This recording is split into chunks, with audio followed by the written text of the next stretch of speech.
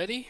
Wow, well, let's see what the clock reads. Yeah, it's 7 o'clock, so we got a little bit. Nonetheless, it's November 16th. Our corn is ready, as well as our soybeans. We are going to check the market and go over some costs, and then do a little paperwork this morning. Once we get our paperwork done, we will go ahead and start prepping for the day. Well, it's about 9:30 now, and the moisture should be drying down. So we'll go ahead and take the truck over to the shed, pull the combine out, and get everything ready. Alright, we've made it to the shed. Now we just got to pull everything out, and then once we get everything out, we should be ready to go. But I also have a huge surprise for you. So let's go to the back of the Quonset hut and show you what there is. That's right, we got it. It was actually on auction on the site, and we had the highest bid. Now that we have this beautiful International, we'll be able to direct haul all of our grain. Let's go ahead, get everything pulled out, and then I'll meet you guys when we get all that finished. Alright, we've got everything pulled out. It's in its place where it needs to be. We've got the 4230 on the auger, and I think we're about ready to get into this harvest. And we'll put that nozzle back. We got the New Holland TR99 fully gassed up and ready, so all it's left to do is start this thing up and cut open the field.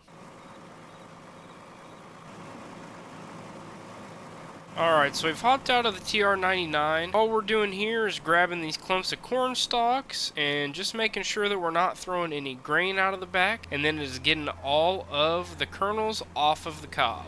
And we'll put back the moisture reader in there. We're running about 16%, and we didn't find much in the debris, so we're going to go ahead and jump back into the field.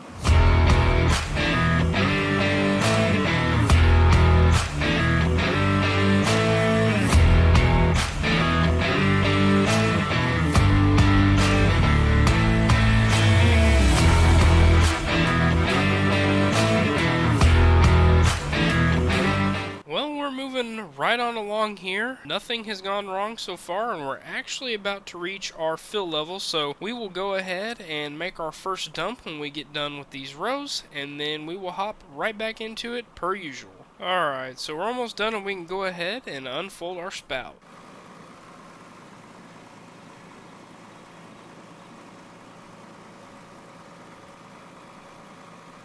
Now that we're done filling up, we can go ahead, lower our head, fire everything up, and then jump right back on into it.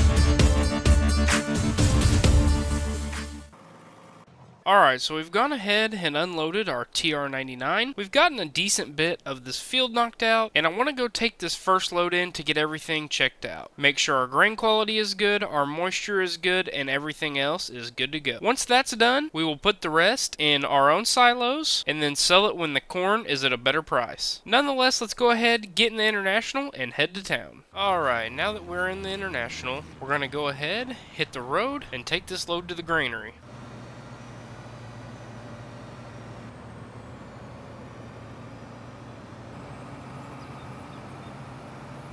So as we're pulling to town, I am noticing these fields on the right of me, and that reminds me that our next big task is purchasing more land. So we're really hoping that this year brings plentiful bushels and a good market, because we really need it and we need to buy a few more fields. Nonetheless, we are here, so we're going to go ahead, turn in, and unload. Alright, so we're weighing the truck in, and it looks like we're weighing in right about 23,810, so not bad at all. Now we're going to go ahead, go up here, and unload our grain.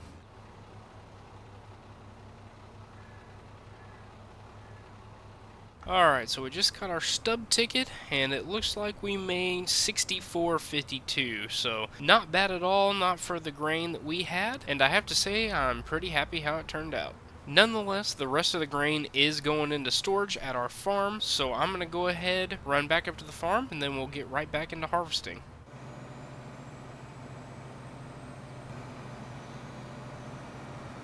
Alright, now that we've got the grain truck parked, we'll go ahead, get in the TR99, fire it back up, and see what we can't get knocked out. So yeah, like I said, we are actually going to put the rest of our corn in our own bins so that we can take it in and make better profit off of our crop. Now eventually when we upgrade and get bigger fields, we will have to implement more grain bins, as what we have now will not hold much more than what we have in these two fields alone. Without further ado, we're going to keep harvesting this field and see if we can finish up.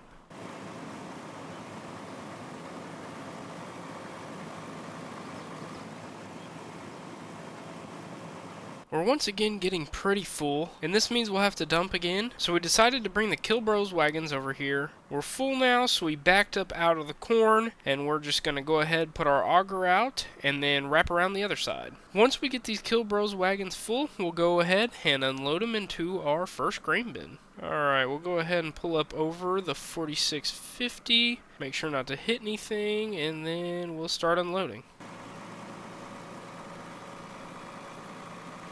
Alright, pulling away from it, and we've got the first wagon full. I'm really glad that we actually put down insecticide and herbicide on these fields, because Clayton just called and said some of his fields are looking pretty rough. So we're super thankful that we're yielding high right now, and we don't have much weed pressure in this field.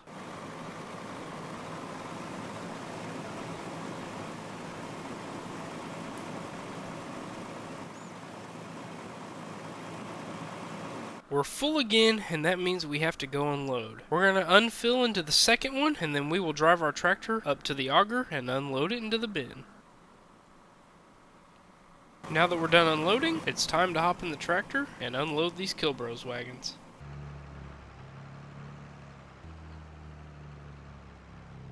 The 4230 is all cranked up and about to run, so we're going to go ahead and let this first Kilbros wagon unload.